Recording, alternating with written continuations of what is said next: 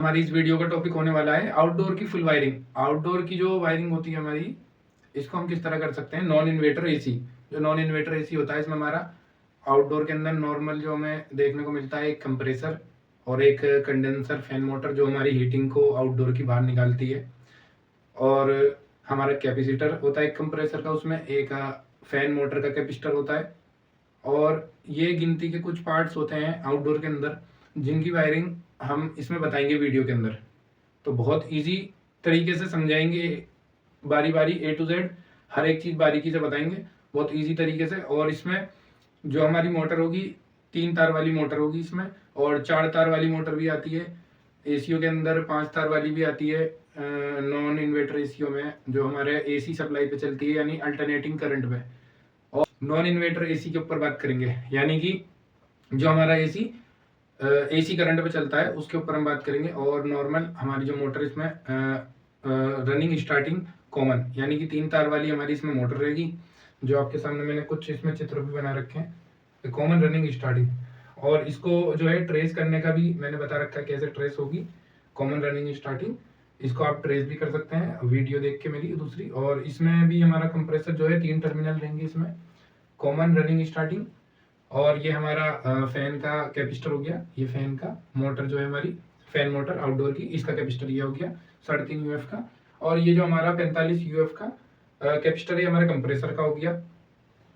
और इसके अंदर हमारा मोटा माटी कुछ यही पार्ट देखने को मिलते हैं। और भी पार्ट होते हैं, वो बड़ी मशीनों में होते हैं या कुछ में होते हैं, कुछ में नहीं होते। तो मैग्नेटिक कॉन्टेक्टर हो गया, उसके ऊपर भी मैंने वीडियो बना रखी है, उसमें भी आपको वायरिंग उसकी भी बहुत ईजी है। और इस वीडियो में भी मैं उसका कुछ बता दूंगा, टिप्स दे दूंगा, बाकी फुल वीडियो भी है उसके ऊपर दूसरी। और इसके ऊपर हम बताते हैं फिलहाल जो हमारे 3 तार वाली मोटर होती है, एसी मोटर। और यहाँ पर कंप्रेसर हो गया, और ये कैपेसिटर हो गए दोनों हमारे। और ये इंडोर है, ठीक है।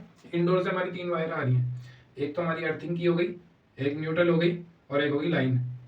तो ये अर्थ वाली हो गई हमारी जो है, और ये न्यूट्रल है, और ये लाइन हो गया। तो हम इसको पूरी वायरिंग को कैसे करेंगे। और ये हमारा जो दिख रहा है आपको छोटा सा इधर, ये ओवरलोड है। ये जो है अब तो बहुत कम ही मशीनों में देखने को मिलता है, पहले ज़्यादातर कंपनियां लगा के देती थी अपने प्रोडक्ट में कंप्रेसर पे, क्योंकि कंप्रेसर जिससे अगर लोड पड़ रहा है तो थिम्बल वगैरह टर्मिनल वगैरह ना जले कंप्रेसर का, कंप्रेसर ना फूके और ये ओवरलोड फूक जाए या ये लोड अपने ऊपर झेल ले। तो इसमें क्या होता है कि बड़े नुकसान से बेहतर है छोटा नुकसान हो जाना। तो वही वाला हिसाब होता है इसमें कि या फिर ये कट आउट भी कर देता है, बहुत सी बार नुकसान ही नहीं होने देता, कट कर देता है, या खुद फूक जाता है। इसके अंदर जो कोयल होती है वो फूक जाती है, तो कंप्रेसर बच जाता है। अब लेकिन ये बहुत कम देखने को हमें मिलते हैं, क्योंकि अब जो है कंप्रेसर के और भी कई सारे जो है मार्केट में प्रोडक्ट आ गए हैं सेफ्टी स्विच के तौर पर। तो इसलिए अब ये ओवरलोड ज़्यादातर देखने को नहीं मिलता। फिलहाल हम इसके ऊपर भी इसकी वायरिंग भी बताएंगे, अगर ये नहीं है तो वो भी बताएंगे आप किस तरीके से कर सकते हैं वायरिंग, ठीक है। शुरू से हम लेते हैं, यहाँ पर हम एक तार उठाएंगे अपनी, यहाँ पर पहले न्यूट्रल वाला जो सीधा, मैं पहले आपको सबका बारी बारी बता देता हूँ क्या क्या चीज़ है। ये हमारा कैपेसिटर है कंप्रेसर का, ठीक है ना। यहाँ पर ये हमारा कंप्रेसर का कैपेसिटर है, और ये हमारा फैन कैपेसिटर है, ये हमारा कंडेंसर फैन मोटर है, ये हमारा कंप्रेसर है 1.5 टन का जो रोटरी। और ये हमारा कंप्रेसर का जो टर्मिनल होते हैं उसका डायग्राम बना रखा है मैंने यहाँ पर। और ये है हमारा ओवरलोड, दिस इज ओवरलोड। और इसमें हम बताएंगे non inverter outdoor wiring full, इसकी फुल वायरिंग बताएंगे हम, ठीक है ना। तो यहाँ पर हम सीधा अपनी एक न्यूट्रल ले लेंगे, और न्यूट्रल वाले तार को सीधा इधर दे देंगे। इसमें एक तार हमारा सीधा यहाँ से इसके अंदर चला जाएगा आउटडोर की, सॉरी जो हमारा कैपेसिटर होगा 45 यूएफ का कंप्रेसर का, उसमें एक हम न्यूट्रल दे देंगे अपना, ठीक है ना। यहीं पर न्यूट्रल एक हम इसमें दे देंगे, और फिर एक जो है हमारा यहीं से ही सीधा दूसरा जो हमारा पॉइंट है, इसके अंदर हमारे 2 पॉइंट रहते हैं। जो हमारा कंप्रेसर का कैपेसिटर है 2 पॉइंट रहते हैं, एक दो, एक पॉइंट पे हमने यहाँ न्यूट्रल दे दिया। अब दूसरा जो पॉइंट बचेगा उसका जो है हम सीधा क्या करेंगे, स्टार्टिंग में दे देंगे। ये हमारी स्टार्टिंग है, तो यहाँ से हम इस वाले तार को लेंगे इधर, और सीधा हम इसको इधर दे देंगे यहाँ पर। ये हमारी स्टार्टिंग होगी, ये सिंगल होगी, इसमें और कोई तार नहीं लगेगा हमारा। ये कंप्रेसर की जो हमारी स्टार्टिंग रहेगी उस सिंगल एक अब हमारे इसमें टर्मिनल में जो हमारे कैपेसिटर का है पॉइंट एक अकेला इसमें लगेगा, ठीक है। इसमें हमारा ये हो गई यहाँ तक। अब हम इसके बाद यहाँ पर आ जाते हैं, जो हमारा फैन कैपेसिटर है इसको भी हम एक पॉइंट न्यूट्रल का देंगे, तो इसी तार में से हम एक पॉइंट इसमें से निकाल के और इसमें दे देंगे यहाँ पर, ठीक है। इसमें भी न्यूट्रल चला गया और इस वाले कैपेसिटर में भी न्यूट्रल चला गया, ठीक है ना। अब हम यहीं पर जो हमारा दूसरा पॉइंट है इसमें भी बिल्कुल सेम टू सेम ऐसे करेंगे जैसे हमने दूसरे वाले पॉइंट में से इसको स्टार्टिंग दी कंप्रेसर को, इसके यहाँ पर इसको भी हम स्टार्टिंग ही देंगे।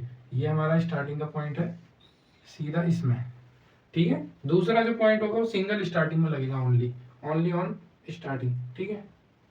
ये हो गया हमारा।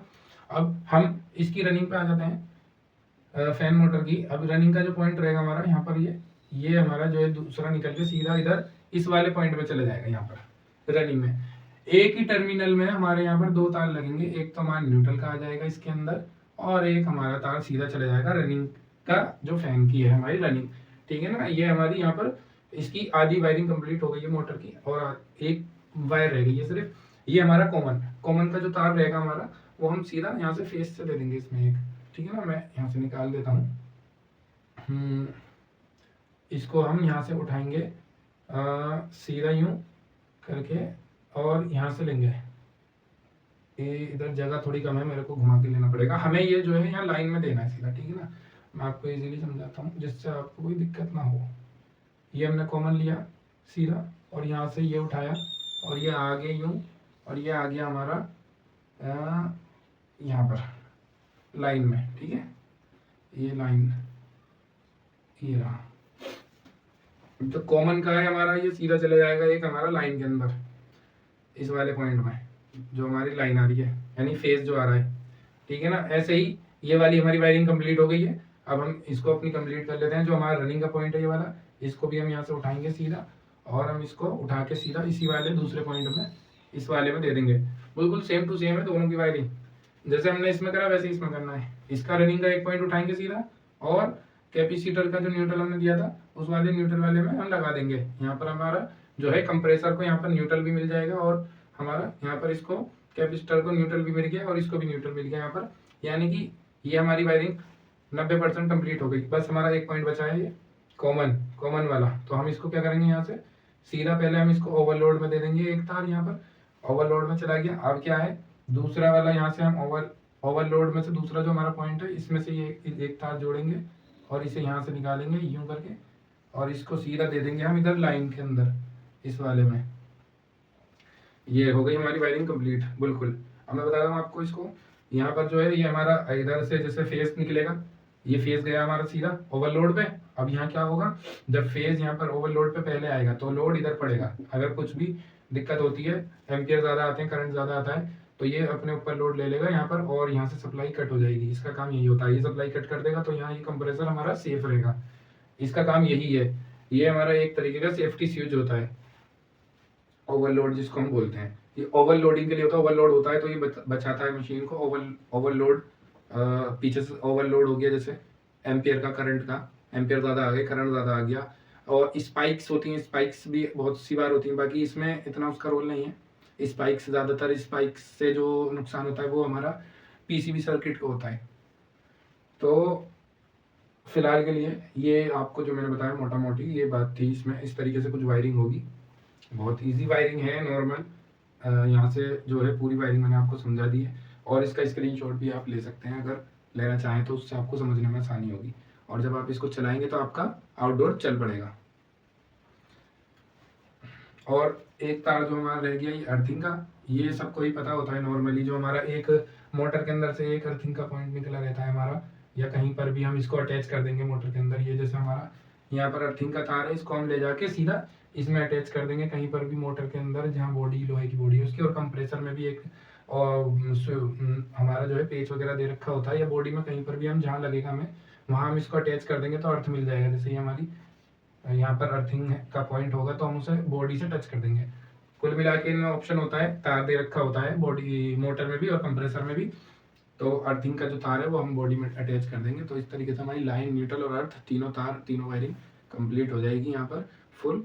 वीडियो पसंद आई हो तो ज़रूर लाइक करें और चैनल को सब्सक्राइब भी करें, और वीडियो और भी अच्छी अच्छी आती रहेंगी तो बने रहे हमारे चैनल पर हमारे साथ।